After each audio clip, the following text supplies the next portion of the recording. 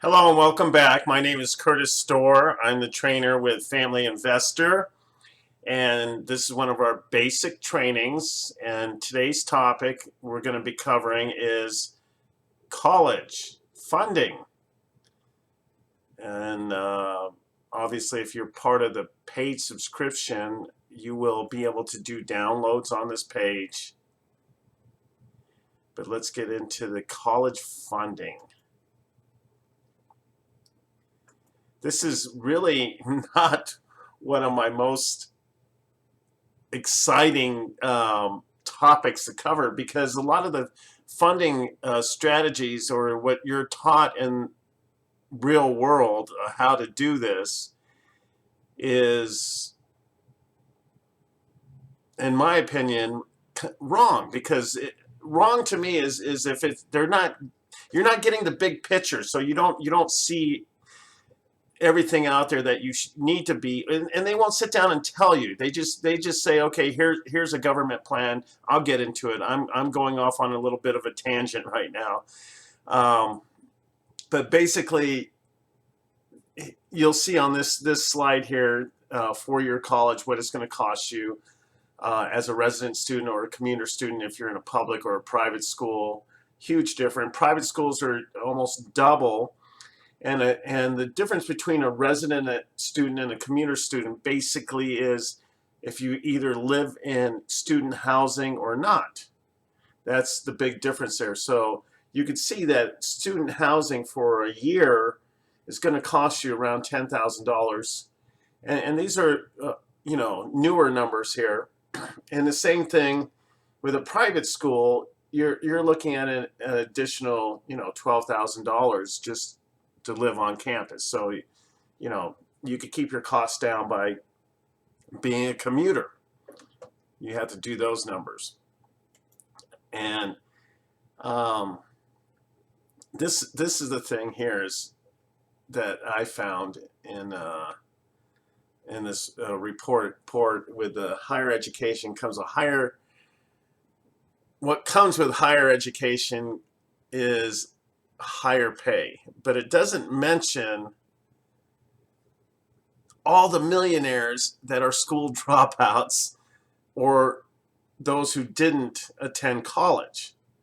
A lot of millionaires actually dropped out of high school, but then a lot of millionaires dropped out of college.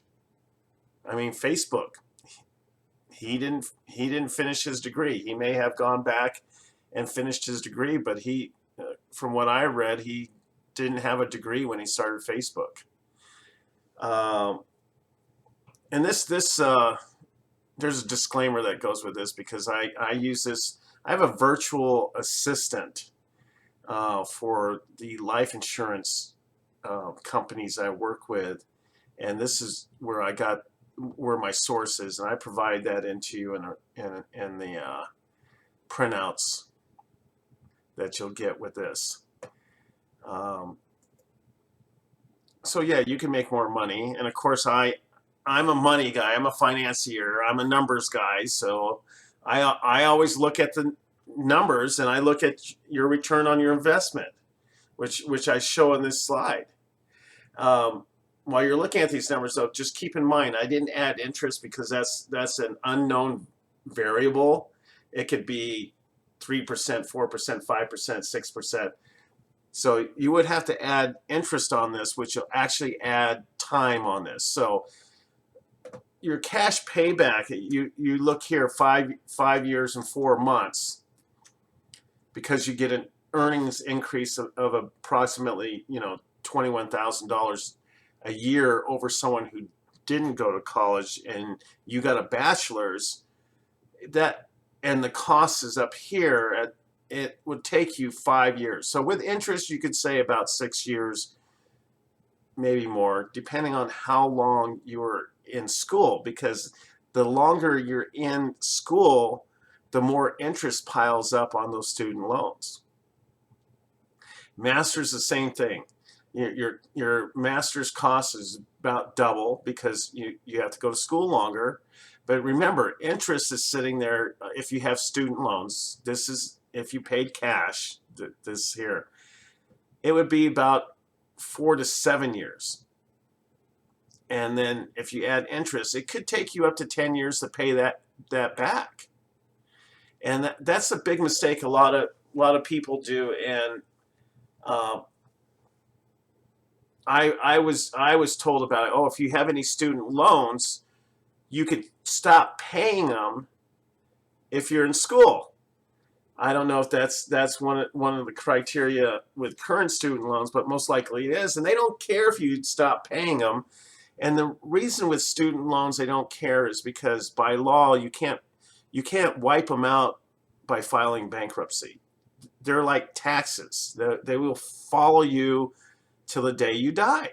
There's no way of getting rid of them except to pay them off. And so they have that much protection against loss, so they're willing to let that money sit there and get bigger and bigger and bigger because it keeps earning interest no matter if you're in school or not. So pay them off or follow our strategies that we're going to teach you so you have the money to fund your own schooling, which is basically what our training gets into. But I have to cover college. For those of you who don't implement these things, I want everybody to know that there's an option out there besides what we're going to teach you. Not, you don't have to do what we teach you, and some of you won't. I don't know why you wouldn't, but some people won't. This slide here is to show you what's available once again, because this is what most of this college training is about, and it's to help you with tuition costs. And the best way to really know what's available is to see a counselor at the schools and get the most updated, because you'll see in here, and that's why I recommend you see a CPA, is a lot of this stuff is changing in 2017, and we're in 2017 right now.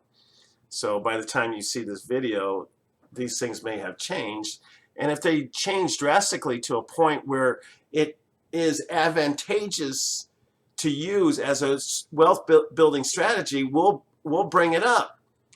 But you'll see with most of our strategies that there's no advantage in using some of these educational accounts. But I got ahead of myself. This is a credit. This is a tax credit that you can get. It's lifetime learning credits. And once again, this is something that you're going to want to discuss with a CPA. And because once again, we're going to focus on building wealth, so you could use this. Your CPA will still use this when you do your taxes, even if you're paying monies out of one of the strategies that we teach you. And this is just another slide to show you that there's tuition programs. Once again, you need to see your counselor on this. It's available to you. Every state is different. Every school is different. So you have to speak to a counselor and find out what's available. Here's this educational savings account I went into a little earlier. But we show you other strategies that are more flexible. Wealth building is about flexibility. Withdrawals from IRAs, we throw this in there because it's an option to fund your higher education. You can take from your IRA. But in most cases, why would you do that? I mean, if it's your only choice, yes, but that's your retirement. If that's what you have as a retirement strategy. This is another tax deduction instead of a credit. Remember, there's a difference between tax credits and tax deductions. This is a tax deduction that's available, and once again, it's being phased out. So you need to talk to your CPA when you do your taxes and let them know how much you paid into school and stuff. And hopefully they'll even tell you that if you could even pay more or whatever, it would help your tax bracket. Deductions always do.